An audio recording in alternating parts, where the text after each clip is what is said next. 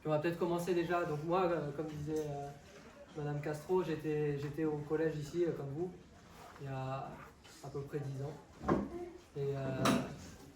Et maintenant, je fais une thèse, donc je suis en doctorant. C'est-à-dire que j'ai fini mes études en école d'ingénieur. Donc, Madame Castro, c'était vrai, voilà, il y a l'année dernière. Et maintenant, je travaille donc en informatique. Maintenant, Manon. Donc bonjour à tous. Moi, j'étais pas du tout étudiante au collège à côté de Toulouse. Je suis de notre région, pas très loin, une région voisine. Et j'ai fait l'INSA Toulouse également, une école d'ingénieur assez généraliste, dont on va vous parler un peu plus après. Et actuellement, je suis ingénieure dans l'aéronautique, je travaille chez Airbus.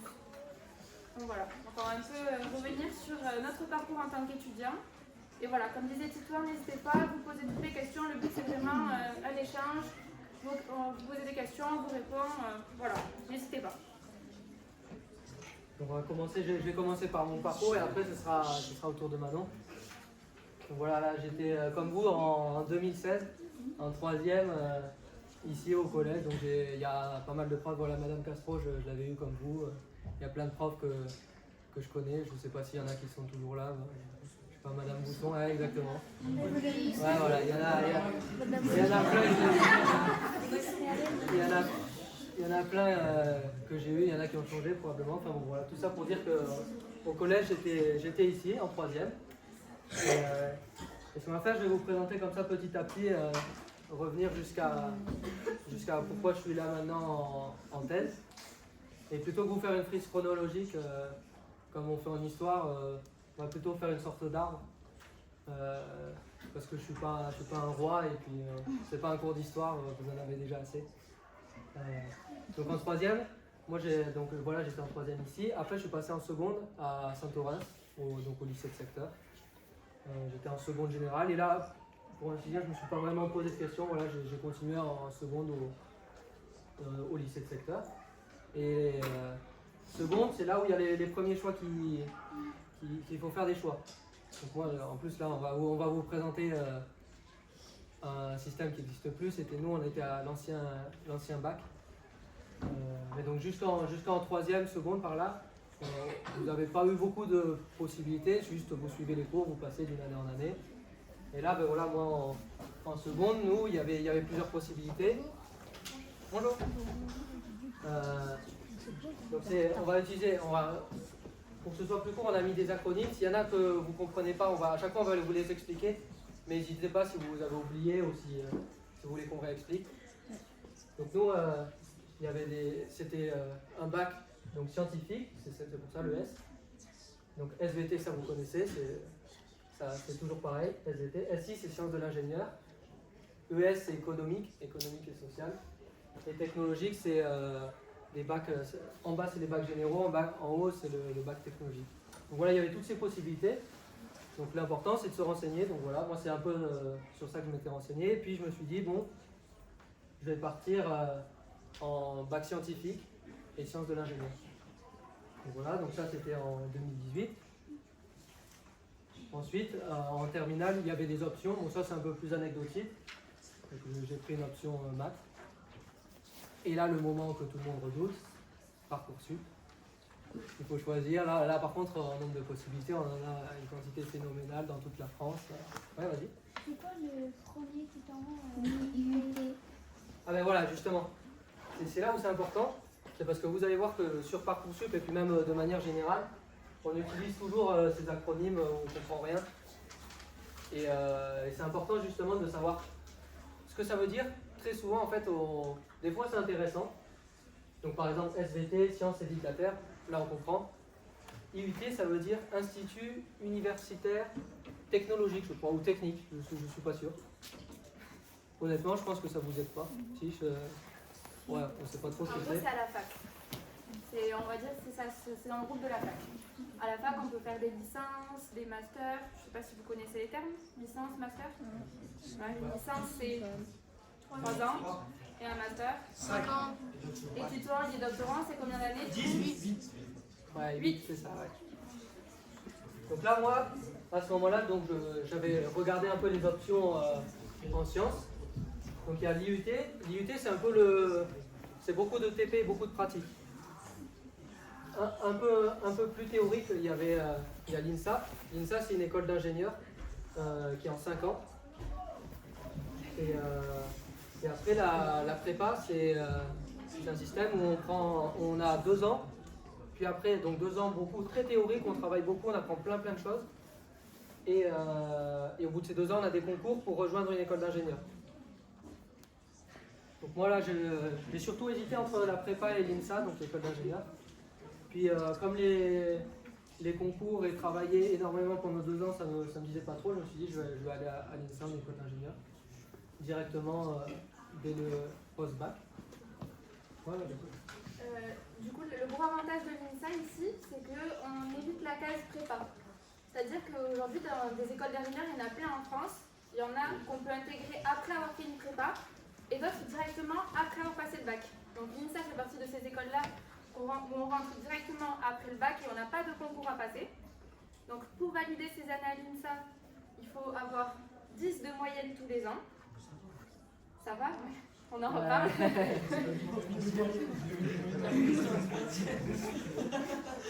Donc voilà, donc ça c'est un des gros avantages. Et après, sinon, la prépa, ça va être beaucoup de travail. Mais du coup, c'est pour accéder à d'autres écoles. Parce qu'il y a aussi beaucoup d'écoles où on est obligé de passer par la case prépa. C'est assez rare parfois qu'on puisse rentrer dans l'école plus tard. Donc voilà, c'est pour ça que parfois, si on vise certaines écoles, on n'a pas le choix que de faire une prépa. Ouais, les très grandes écoles, je ne sais pas si vous avez déjà entendu parler, par exemple X, Polytechnique, on est obligé par exemple de passer par une prépa. Mais bon, voilà, moi je ne connais pas plus que ça, j'y suis pas allé. Ensuite, oui. Mais juste INCA, c'est quoi? INSA. INSA, ouais, c'est ça, c'est INSA. C'est ça, donc c'est une école, c'est ce que je disais, c'est une école d'ingénieurs. Donc, ouais, ingénieur, c'est pareil, c'est un truc. Vous savez vous avez une idée de ce que c'est ingénieur? Oui. Ouais, je sais pas, vas-y. C'est quand tu fais en sorte que ça fonctionne. Il y a plusieurs domaines. Ouais. Ouais, c'est un peu ça, c'est un terme hyper générique, ça veut un peu tout et rien dire, ingénieur. Ingénieur, la plupart c'est ingénieur en sciences, souvent c'est des métiers scientifiques. Et ingénieur, il y en a c'est des gens qui travaillent sur des systèmes.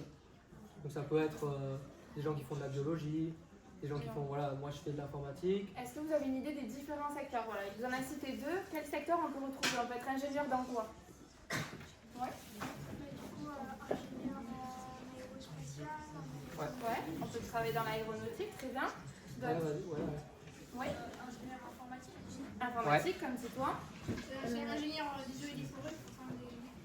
Ouais, dans tout ce qui est les eaux. Donc, par exemple, nous, on a la spécialité GP3E. Ouais. Ça À veut dire l'INSA, ça veut dire procédés environnementaux. procédés environnementaux. Donc, Donc, c'est voilà, ça, ouais. autour de tout ça. Pardon. Automobile. Autour de l'automobile, ça va être du coup ingénieur en Mécanique, ça va être plutôt mécanique par exemple, ou il y en a aussi qui font de l'électronique. Ouais. En architecture, alors architecture, il y a un truc qui se rapproche. Les architectes qui créent les maisons, c'est pas directement, souvent c'est pas des ingénieurs, mais c'est le même niveau d'études. Par contre, un métier qui se rapproche, c'est le génie civil. Génie civil, c'est ceux qui font tout ce qui est, tous les gros, soit les très gros bâtiments, ou par exemple les ponts, les voies ferrées, c'est sûrement les gens du génie civil qui font ça aussi. Ouais. Ça veut dire quoi? Eh ben voilà, encore une fois, là, c'est plein d'acronymes. toujours le problème. Moi, On va vous les compter, peut-être on finit sur les secteurs juste. Ouais, c'est une dernière. Ouais, les avions, l'aéronautique, c'est ça. L'aéronautique, très bien. On a oublié génie biologique, donc tout ce qui va être lié à la biologie, la chimie, voilà.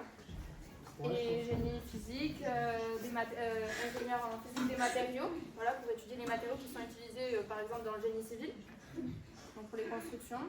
Donc, voilà, il y a plein de domaines et également le génie mathématique, du coup, qui est ma spécialité à moi, mais je vous en parlerai un peu plus après. Ouais. Donc là voilà, ici là où j'ai écrit INSA, dans la première année, donc juste après le bac, nous on était très généralistes, on n'avait pas de spécialité justement. Donc on voyait un peu de tout, de la chimie, on faisait des cours de l'équivalent de la techno, on faisait des cours de maths, de mécanique, voilà, c'était très large. Et après il a fallu se spécialiser. C'est là où à nouveau dans l'INSA, donc dans l'école d'ingénieurs dans laquelle on était. Ils nous ont sorti des nouveaux acronymes. Bon, on s'en fiche un peu de ce qu'ils veulent dire. Ça, à chaque fois, c'est des spécialités par paire. Elles vont par deux à chaque fois. Donc ça, c'est de la biologie. C'est pour ça le B, je crois. Biologie et les procédés environnementaux. Donc procédés environnementaux, c'est justement l'eau, traitement de l'eau, c'est les réacteurs nucléaires, ce genre de choses. Ensuite, MIC, ce M là, c'est pour maths, et ce I, c'est informatique. Le C, je ne sais plus pourquoi c'est. Communication. Communication, peut-être. Bon, le truc important, c'est voilà, maths et informatique, c'est les deux spécialités. Ensuite, IMAX. Bon, avant que je le voie écrit, je pensais que c'était comme le cinéma. Mais non, c'est pas une spécialité cinéma. C'est génie physique et automatique électronique. Donc vous voyez, je sais pas ce qu'ils ont mis comme lettre, hein, mais c'est ça qui est derrière. Et c'est ça qui est important aussi, ça c'est un truc, vous allez voir, quand vous cherchez un peu qu'est-ce que vous pouvez faire, très souvent il y a des lettres, on ne comprend pas trop ce que c'est, le titre, comme on disait tout à l'heure, IUT, Institut Universitaire Technologique, je ne sais pas trop ce que c'est. Hein. Mais après, il faut prendre le temps d'un peu de creuser pour se dire, ah oui, c'est une formation où il y a beaucoup de travaux pratiques. Et après, il y a différents domaines, par exemple, il y a des unités en informatique, en mécanique, enfin, voilà, il y a plein de domaines. Et là, la dernière option, IC, ingénierie de la construction, ça veut dire. Ça, on pourrait se dire que c'est que construire des maisons, par exemple, ou ce genre de choses, donc ça se rapproche du génie civil. Mais dedans, il y a aussi le génie mécanique. Donc voilà, il y avait ces 4 possibilités. Et moi, j'ai choisi d'aller en maths et en informatique. Donc ça, c'était la deuxième année. Et l'année d'après, il a fallu choisir. À nouveau des acronymes, mais ça c'est maths, le M, et ça c'est informatique. Voilà. Donc il faut, voilà, petit à petit, moi à chaque fois c'est comme ça que j'ai fait. Je n'ai jamais su vraiment ce que je voulais faire. Et je regarde les options, qu'est-ce qui me plaît le plus. J'ai hésité, maths, informatique, j'ai choisi informatique. C'est toi est un geek quand même. Et après, voilà, il y a petit à petit, il y a de plus en plus de spécialisation. Ça commence à être loin, vraiment loin pour vous. Ça, vous voyez, si vous êtes là, ça fait 1, 2, 3, 4, 5, 6, 7 ans. Bon, c'est pour ça qu'on ne va pas rentrer dans tous les détails. Ça, c'était plutôt soit la partie informatique, logiciel, soit les réseaux pour les télécommunications. Moi, je suis plutôt parti dans le logiciel. Et après, il y a encore des nouvelles options, cybersécurité, les systèmes embarqués. Donc ça c'est plus les systèmes embarqués, c'est plus comme vous disiez sur les avions. Et moi je me suis spécialisé dans l'option du bas, qui est l'intelligence artificielle et le cloud. Ouais. Du coup, c'est quoi le Ça, celui-là, TLS c'est pour Toulouse, parce que c'est à Toulouse. Et SEC c'est pour dire sécurité. Donc c'est pareil, ils ont mis un nom comme ça avec ces lettres. C'est de la cybersécurité. Je ne sais pas si vous voyez ce que c'est. Ouais, mais je ne sais pas si vous avez. Ouais. Tu peux nous expliquer un peu ou pas? Non? Allez, vas-y. Tente de t'expliquer avec tes mots, très simplement. Ouais, les volontés techno, je sais pas, c'est les VPN. Ouais, il y en a dedans.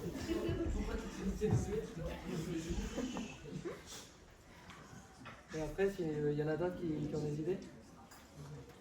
Ouais. Protéger tous les réseaux informatiques contre les virus et les piratage. Ouais, c'est ça. Exactement. Et vous avez une idée de ce qu'il y a d'autre comme spécialité donc en informatique? On a parlé un peu de la cybersécurité. Ouais. Le développement des logiciels. C'est Ouais. bien. Ouais, c'est ça. Le métier de développeur, très bien.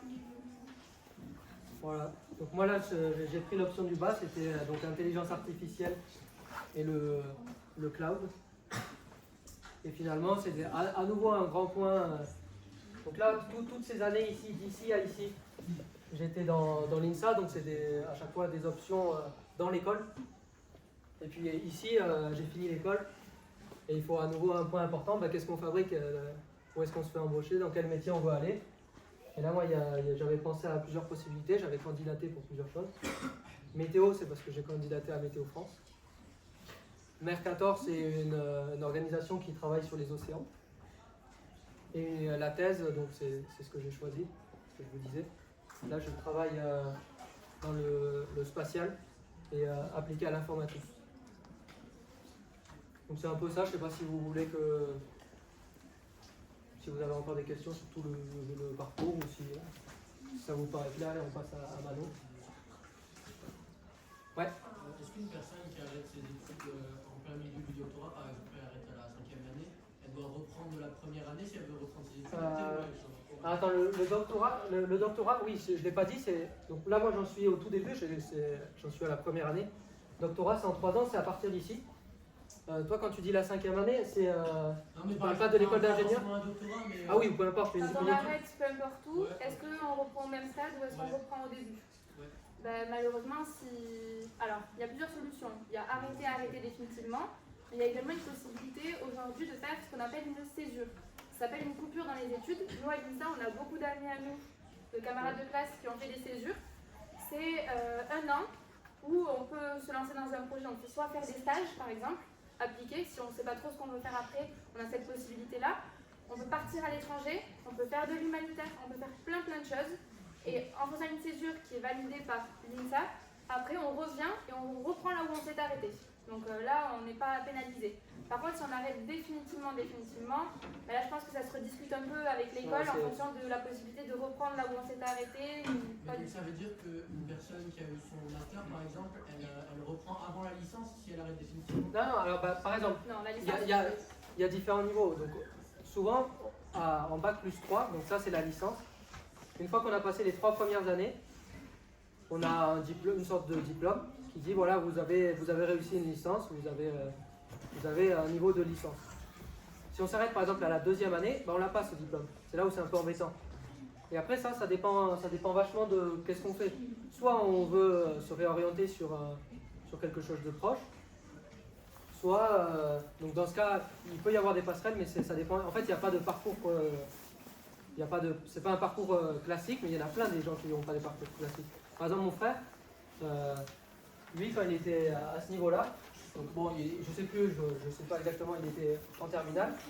Lui, il a fait une prépa, et au bout de 2 semaines, ça lui plaisait vraiment pas, il était pas bien. Là, il a arrêté, et il a basculé en licence. Donc, je l'ai même pas mis ici, c'est à l'université. Et il a travaillé comme ça pendant 1 an. Et après, il a rejoint une école d'ingénieur, il a à nouveau, lui aussi, il a rejoint l'INSA. Donc il y a toujours des... quand on ne se plaît pas quelque part, c'est possible des fois de se réorienter, mais il faut se renseigner, quoi. C'est ce qui est important toujours. C'est de bien savoir qu'est-ce qu'on fait. Si on arrête en cours d'année, comme je dis, on perd tout. Donc il faut réfléchir aussi à est-ce qu'on veut finir pour au moins sécuriser un diplôme, donc une licence ou un master, et après faire une passerelle autre part, ou est-ce qu'on veut vraiment changer parce qu'on n'est pas bien, et dans ce cas-là, il faut trouver une autre école, une autre formation qui nous accepte pour prendre le relais, quoi. Est-ce que vous avez d'autres questions par rapport au parcours de Tito? Non? Oui, juste moi. C'est toi là, tu t'engages dans la première année de ta thèse. Ouais. Et si tu arrives pas au bout des 3 ans parce que manque d'argent, parce que t'en as marre, Alors, en thèse, ouais, ça dépend vachement des... La thèse, c'est des études. On a le statut étudiant, mais on est payé. En fait, c'est un truc un peu spécial où c'est un contrat à durée déterminée, le terme officiel. C'est-à-dire que là, moi, donc j'ai signé en octobre, j'ai signé un papier qui dit, voilà, pendant 3 ans, je vais travailler pour le CNRS, donc le Centre National de la Recherche Scientifique, pour un labo de ce CNRS. Et donc je suis payé tous les mois, je gagne mon argent. Mais j'ai quand même le statut étudiant. Donc j'apprends, mais j'ai le statut étudiant, mais je ne suis pas comme vous, les fesses sur une chaise à écouter des professeurs. J'apprends en lisant des articles scientifiques, voilà, je peux avoir des conférences, un peu comme on fait là, mais sur des sujets scientifiques. Voilà, c'est un statut un peu particulier, la thèse. Ouais.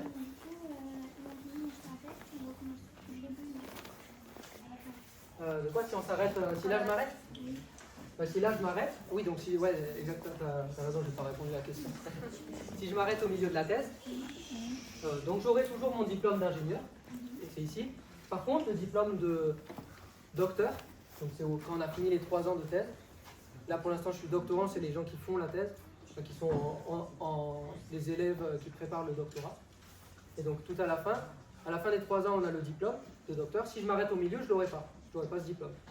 Après je pourrais toujours dire, si par exemple je me réoriente, je vais dans des entreprises, comme j'ai toujours un diplôme d'ingénieur, je peux dire, bon je suis pas docteur, mais j'ai quand même appris des choses, voilà, ça m'a pas plu pour telle et telle raison, mais j'ai quand même appris des choses. Voilà, c'est toujours, même si on se plaît pas à un endroit, on peut toujours mettre en valeur toutes les choses qu'on a apprises. C'est pour ça que c'est important de toujours rester attentif et vouloir apprendre des choses.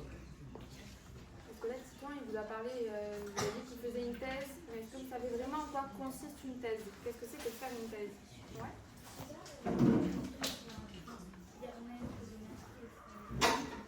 C'est ça, il y a un sujet. Ouais. Enfin, Titouan vous en parlera mieux que moi, je dis. Ouais.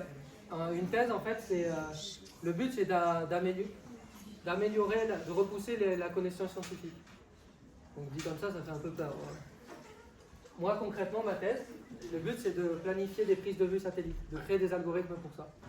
Donc des algorithmes, ça existe déjà, des algorithmes qui prennent en photo, qui permettent de prendre en photo la Terre. Mais ces algorithmes, pour l'instant, ils prennent pas en compte l'énergie qu'il y a dans le satellite. Ils sont un peu simples, on va dire. Et moi, ma thèse, voilà, justement, c'est d'essayer de rajouter, de prendre en compte l'énergie des satellites. Donc voilà, c'est un petit pas supplémentaire. Pour l'instant, j'en suis au tout début, hein, et donc j'ai pas encore produit grand-chose. Mais voilà, donc dans 3 ans, j'espère que j'aurai fait découvert un peu comment améliorer ces algorithmes. Et c'est ça l'idée d'une thèse, on a un état de l'art, ça s'appelle, c'est ça le terme.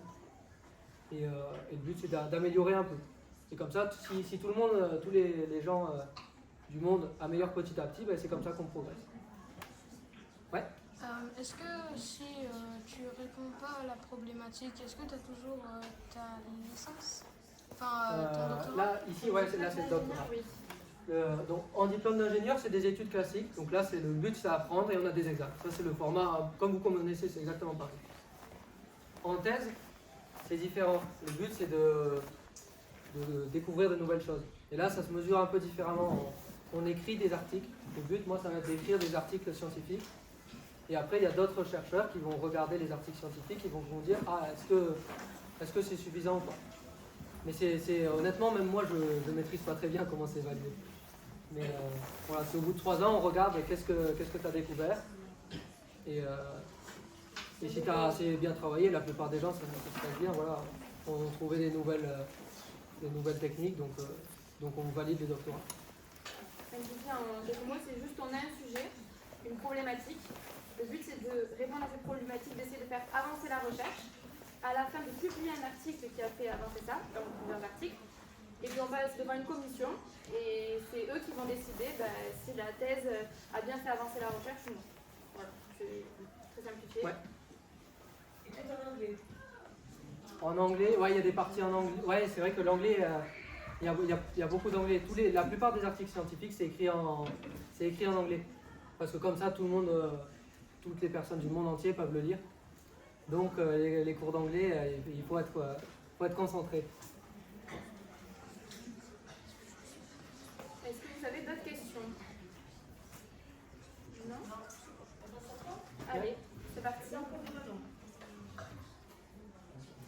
Bon, donc moi je vais peut-être aller un peu plus rapidement que Titouan parce qu'on a plus ou moins le même parcours, mais vous allez voir qu'il y a quelques petites différences que je vais vous présenter au fur et à mesure. Donc on va partir comme pour Titouan de la 3e.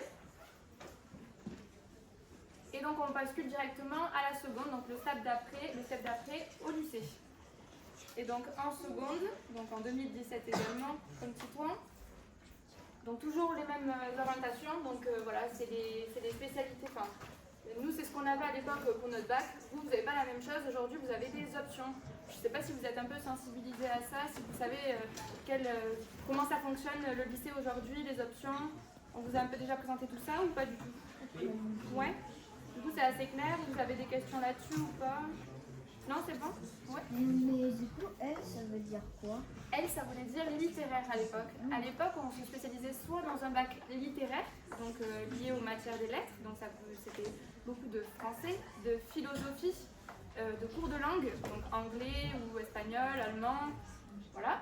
On avait le bac ES, économique et social, nous.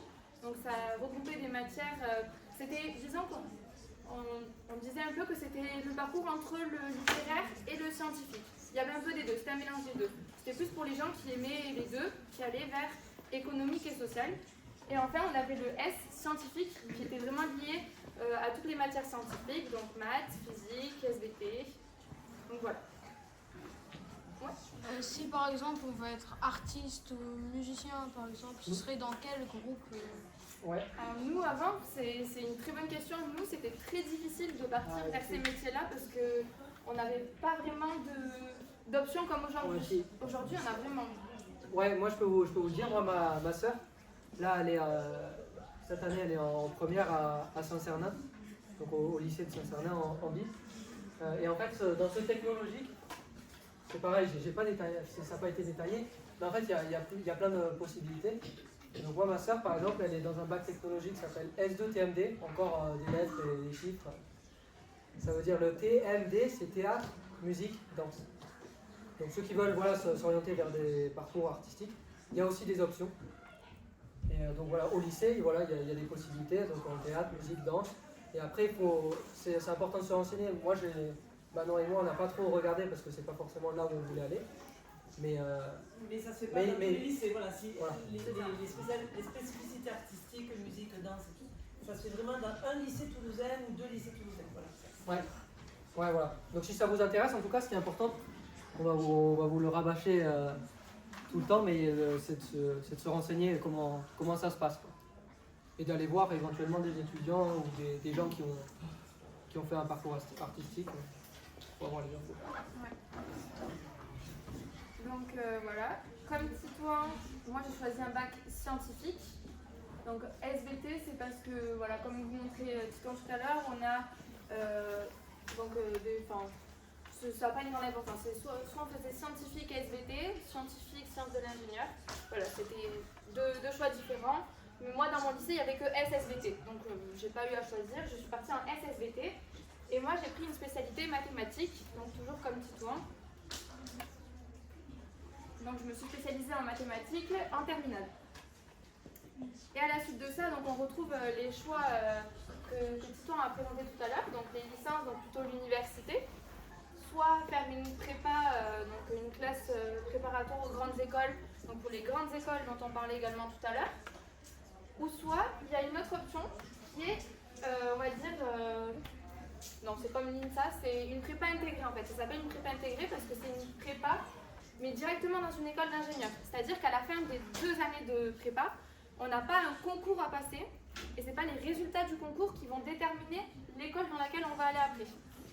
Donc l'avantage, c'est qu'on est directement dans l'école, on a toujours les mêmes professeurs et pour valider cette prépa intégrée, c'est les 10 de moyenne à l'année et voilà. Ouais, ah, c'est bon. Ouais.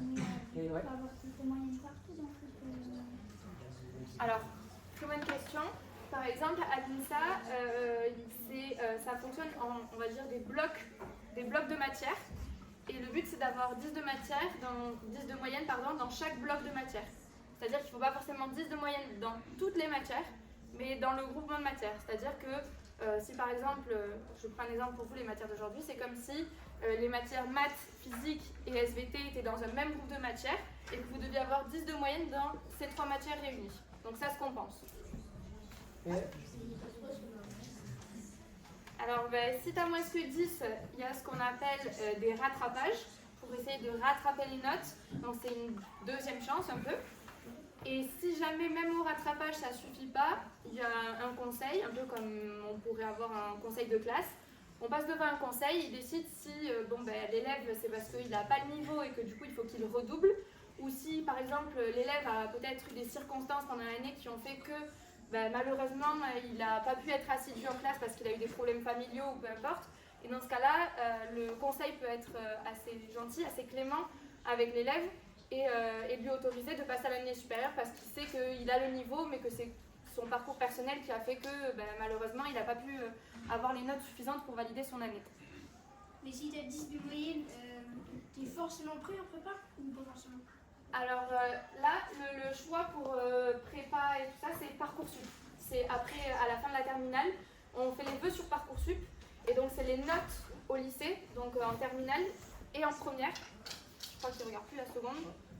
Qui vont déterminer si on a nos vœux, donc soit en prépa, soit dans une école d'ingénieur directement avec une prépa intégrée, ou soit dans plein d'autres domaines. Là, on parle que du métier d'ingénieur, mais voilà, c'est par rapport à nos notes et à ce qu'on fait aussi en dehors de l'école, ce qui est aussi important, voilà, de faire du sport, être dans des associations. Donc ça compte énormément pour Parcoursup aussi. Et c'est ça qui va déterminer si tu peux rentrer dans une prépa ou si tu vas dans une école directement. Voilà. Si par exemple il y a quelqu'un, il a 19 de moyenne et l'autre il a 12, si on va aller dans toujours la même école, c'est plus que 10 ou est-ce qu'il y a des différents niveaux pour chaque? Il y a des écoles qui sont plus difficiles à voir. Donc forcément, une personne qui a peut-être 19 de moyenne en terminale, elle va avoir plus de choix qu'une personne qui a 12 en terminale. Et donc elle pourra candidater à des écoles un peu plus réputées, donc des plus grandes écoles. Et donc dans ces écoles-là, souvent, les élèves ils sont très très forts. Et donc c'est pas très compliqué pour eux que de valider leur année avec 10 de moyenne. Voilà. Donc c'est ça qui fait le choix. L'idée dans tout ça, c'est juste que, en gros, il y a plein d'organisations qui proposent de faire des études, mais ils n'ont pas forcément des places pour tout le monde. Et donc en gros, c'est pour ça qu'on a créé que l'éducation, je pense que c'est l'éducation nationale qui s'en occupe, a créé Parcoursup, pour dire voilà, on regarde les notes de tout le monde, et puis on dit par exemple, la licence c'est pas sélectif, donc il peut y avoir plein de places, là, tout le monde, presque, voilà, globalement à peu près tout le monde peut y aller, mais il y a des écoles où il y a moins de places, par exemple celle-là peut-être il y a moins de places, et dans ce cas ils font leur choix, et plus on a de bonnes notes au lycée, c'est pour ça que c'est important de bien suivre les cours, voilà, de bien travailler, parce que plus nos notes sont bonnes, plus après les écoles vont pouvoir nous prendre parce qu'elles prennent en priorité les élèves qui ont les meilleures notes. C'est pour ça que c'est comme ça que ça marche en fait. Et donc moi je suis allée dans une école qui s'appelle l'ESME Sudria. Donc c'est une école d'ingénieurs comme l'INSA, généraliste, où on peut se spécialiser. Donc moi j'ai été à Bordeaux faire mes études après ma terminale. Et en fait pourquoi? Parce que moi initialement je voulais être vétérinaire. Donc c'est très loin du métier d'ingénieur, ça n'a complètement rien à voir. Mais pour être vétérinaire aujourd'hui il faut faire ce qu'on appelle une prépa BCPST. Donc c'est une prépa encore avec des acronymes, c'est tourné vers la biologie. Sauf que pour être vétérinaire aujourd'hui c'est assez, on va dire assez difficile. Parce qu'il n'y a pas beaucoup de place et il faut passer le fameux concours après la prépa pour entrer en école vétérinaire. Et donc c'est pour ça que moi j'ai eu un peu peur. J'ai été prise en prépa pour faire une prépa et faire mon rêve de devenir vétérinaire. Mais à l'arrivée des résultats, j'ai eu peur et j'ai décidé de changer, de ne pas être vétérinaire et de partir dans une école d'ingénieur parce que ça me plaisait aussi énormément. Et l'avantage, c'est que je n'avais pas à passer de concours, j'étais en prépa intégrée à l'ESME Sudria. Donc, avoir 10 de moyenne était suffisant. Il y avait moins de stress pour moi, c'était mon point de vue. Ça, chacun est différent, il y a des personnes qui n'ont pas forcément peur à l'approche de concours. Donc, pour vous, ça va être le brevet actuellement. Mais voilà, c'est là où on connaît ses capacités et qu'on voit comment on réagit face au stress, que ce soit pour le brevet ou pour le bac, qui sont déjà de très bons exercices. Les concours c'est pareil, c'est de la pression et on est tous rangés dans l'ordre croissant, des meilleurs aux moins bons. Et forcément, les meilleurs ont plus de choix que les moins bons pour entrer dans l'école qu'ils veulent. Et c'est pour ça que ça peut mettre énormément de pression. Mais on a combien de choix en plus si on est bon? Ici en terminale, là à chaque fois on en met, là par exemple on en a mis 3. Moi j'en avais mis des différents. On ne peut pas tous les afficher. Il y en a des milliers. Je sais pas, honnêtement, je sais pas. Mais vraiment, ça se compte je pense que ça se compte en milliers. Dans toutes les villes, donc par exemple à Toulouse, je ne sais pas combien il y en a, mais à Toulouse, il y a peut-être une vingtaine d'écoles. Il y a plein et après, dans chaque école, il y a plein de formations possibles. Enfin, vraiment. Et ça, c'est que Toulouse. Après, il y en a dans toute la France. On peut aller. Ça, il ne faut pas avoir peur des possibilités, il y en a vraiment plein. C'est pour ça que c'est important de se renseigner. Par exemple, Titouan, lui, il est resté à Toulouse, il est de Toulouse. Moi, je suis de Pau, je ne sais pas si vous vous situez, c'est à 2 heures de route en voiture d'ici. Et j'ai commencé à faire mes études à Bordeaux, puis je suis arrivée à l'INSA à Toulouse, je vais vous en parler, et aujourd'hui je travaille sur Toulouse. Donc voilà, on peut être amené à bouger pour faire vraiment ce qu'on veut et ce qui nous plaît, et il ne faut pas avoir peur par rapport à ça. Je vais accélérer un petit peu. Donc moi après l'ESME Sudria, donc j'ai fait 2 ans, donc vous les 3 petits points, j'étais toujours à l'ESME Sudria. Mais l'ESME Sudria, c'est une école privée. Donc c'est là où c'est aussi important, c'est qu'il y a des écoles qui peuvent être privées ou publiques. L'INSA, qu'on a fait avec Titouan, c'est une école publique. Et l'ESME, c'était une école privée. Qui dit privé dit qu'on paye chaque année. Donc voilà, enfin, on paye nous ou les parents en fonction de ce qu'on peut faire. Et donc, moi, ce que j'avais l'impression, c'était que oui, je travaillais dur, j'avais des bons résultats, mais j'avais un peu l'impression de financer mon diplôme, de le payer, et je ne me sentais pas méritante. Et c'était mon point de vue à moi, encore une fois. Et donc, du coup, je me suis dit, et si je tentais de rentrer dans une école publique où je ne vais plus payer mon école, et je me sentirais peut-être vraiment à ma place parce que j'aurais moins l'impression de payer mon école pour poursuivre mes cours.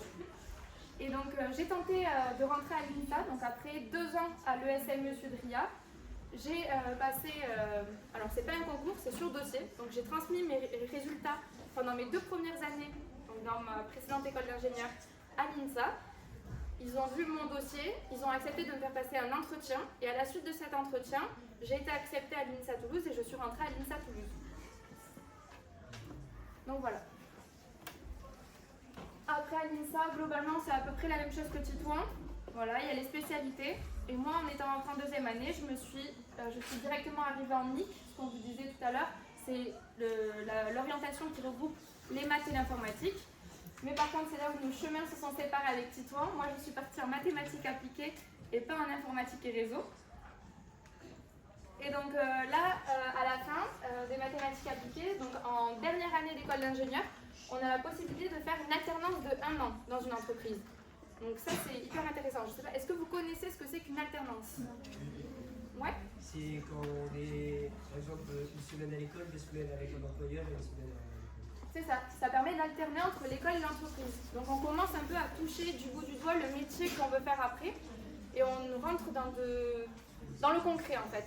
Et moi j'avais envie de pratiquer, de voir si l'idée du futur métier que j'allais faire était vraiment la bonne ou est-ce que je me trompais un peu.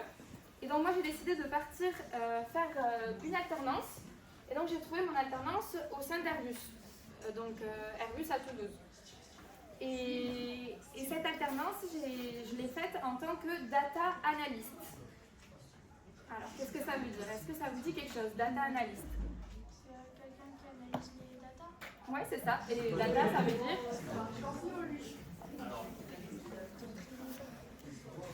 Est-ce que vous avez une idée? Ouais. Data, en anglais, ça veut dire? Données, très bien. Donc en fait, moi, je fais un métier où j'analyse la donnée. Bon, alors dit comme ça peut paraître hyper vaste et général. Mais en fait, je vais vous expliquer juste en quelques mots. Aujourd'hui, donc, Airbus vend des avions. Les avions, ils volent partout. Et c'est les compagnies aériennes, donc vous connaissez Air France, vous connaissez EasyJet, Ryanair, toutes ces compagnies aériennes-là qui utilisent les avions que Airbus leur vend. Et nous, aujourd'hui, à Airbus, on a envie de continuer à suivre la vie de nos avions, parce que nos avions, leur vie, elle ne s'arrête pas au moment où on les vend à la compagnie aérienne, elle continue.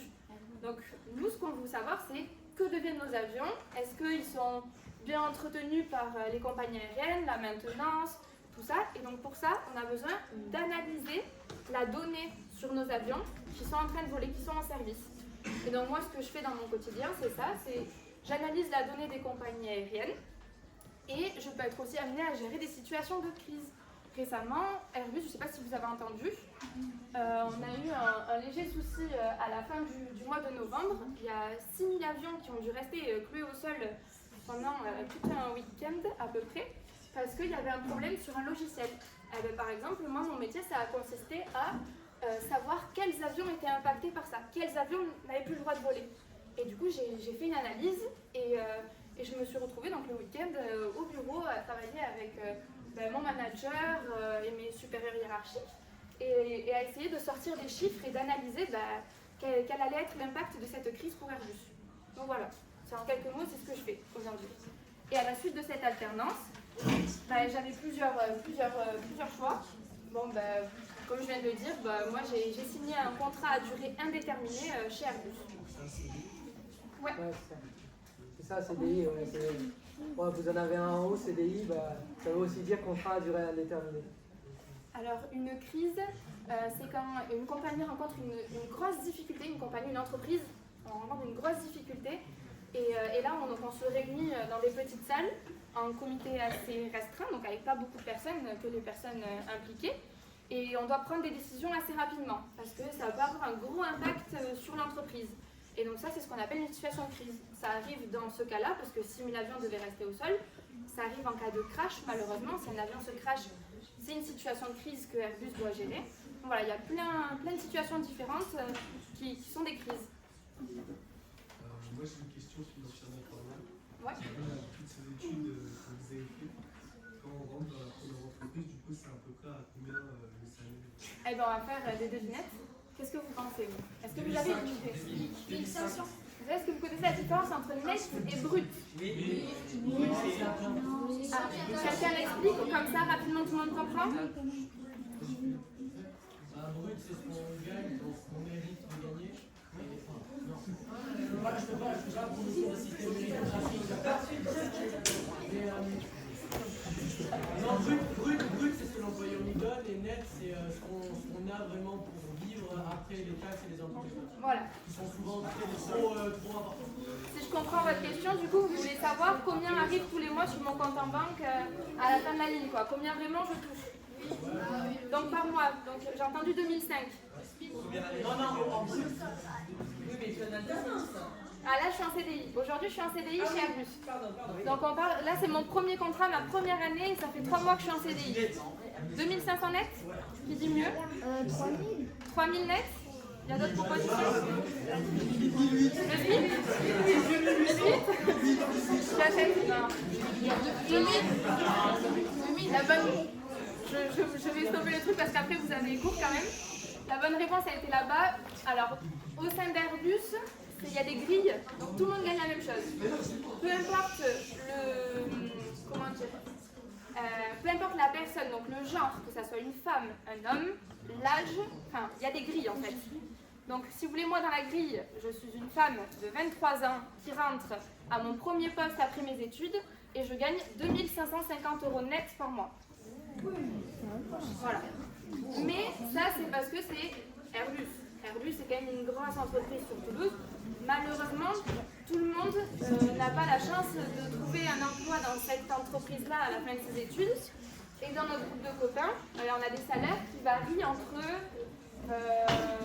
Moi, ouais. pour vous dire, donc souvent, en tout cas en ingénieur, donc je connais pas les salaires de tous les métiers, je pourrais me demander, je sais pas. Déjà qu'en ingénieur, je connais pas si bien que ça. En tout cas, ce qui est sûr, c'est qu'en ingénieur, donc là voilà, ici c'est ingénierie. Manon a fait le choix d'aller directement travailler en entreprise. Donc voilà, elle gagne 2500. Moi j'ai fait le choix de la thèse. Donc c'est encore des études un peu déguisées, mais on est payé. Donc je gagne moins. Moi c'est 1800 par mois. Donc ça paye moins parce que je poursuis mes études. Mais voilà, au bout de 3 ans, je pourrais rejoindre une entreprise. Mais l'important c'est pas forcément le salaire. Si vous avez assez pour vivre, quand vous vous faites plaisir, c'est ça qui est important. Joseph, mais c'est pas par rapport avec ça, mais les compagnons du devoir, c'est quand et c'est quoi? Ah, compagnon du devoir. Compagnon du devoir, je crois que c'est ici. Ah, ou c'est ici, ou après une prépa peut-être, je sais plus. Je crois que c'est peut-être après une prépa. Mais ça, tu vois, justement, tu connais ce truc, peut-être que ça t'intéresse, il faut que tu creuses et que tu cherches justement comment ça marche. Ouais. Comme il reste encore 2-3 minutes, je voulais juste votre avis sur le nombre de filles dans ces études scientifiques. Tu as fait une alternance à choisir, etc. Mais en amont, combien vous étiez de Bordeaux à l'INSA d'abord, le pourcentage des personnels comme ça? Est-ce que c'est exceptionnel? Il y en a 10 par an, et est-ce qu'il y en a de plus? Et puis après sur les filles. Ouais, ça dépend des années. Donc il y a des années où l'INSA va recruter plus des personnes qui font des changements, des passerelles, ce qu'on appelle entre deux écoles. moi je suis tombée sur une année où il y avait beaucoup de recrutement de l'INSA, où ils acceptaient beaucoup de personnes. Il y a des années où ça va être un peu plus réduit et plus difficile de faire une passerelle, mais sachez que c'est possible. Donc n'hésitez pas à vous renseigner et à ne pas rester figé si ça ne vous plaît pas sur votre formation. Regardez ce qui s'offre à vous et ce qui est possible. Après, en termes de pourcentage filles, l'INSA est une école qui essaye de recruter de plus en plus de filles. Aujourd'hui, à l'INSA, on a 40% de filles. C'est presque la moitié. C'est énorme. Une école d'ingénieur classique, on va être plus aux alentours des 20% de filles. Ok ? Et au sein d'Airbus, est-ce que quelqu'un a une idée de combien il y a de femmes qui travaillent au sein d'Airbus en pourcentage? 35%, 30, 20, une dernière personne, 15. Là, on est aux alentours des 19%. On est un peu moins de 20% de femmes. C'est pour ça, les filles, n'hésitez pas à vous renseigner. Le métier d'ingénieur peut prendre un E à la fin. On peut être une ingénieure E. Ok? C'est pas réservé qu'aux garçons. Donc voilà, renseignez-vous. Moi, je suis super heureuse aujourd'hui dans mon métier. C'est pas du tout ce que je voulais faire et aujourd'hui, je m'éclate au travail. Donc voilà, regardez bien et ne pensez pas que c'est que pour des garçons. Et d'autant plus qu'on ne va pas se mentir, aujourd'hui, quand on arrive une fille en entretien chez Airbus, on a un gros avantage. Parce qu'ils ont besoin de femmes. Aujourd'hui, les hommes, c'est très bien. Mais ils cherchent aussi à avoir des points de vue féminins au sein d'une entreprise. Donc c'est important et ça joue en votre faveur que vous présentez en tant que femme à un entretien d'embauche chez Airbus. Ok ?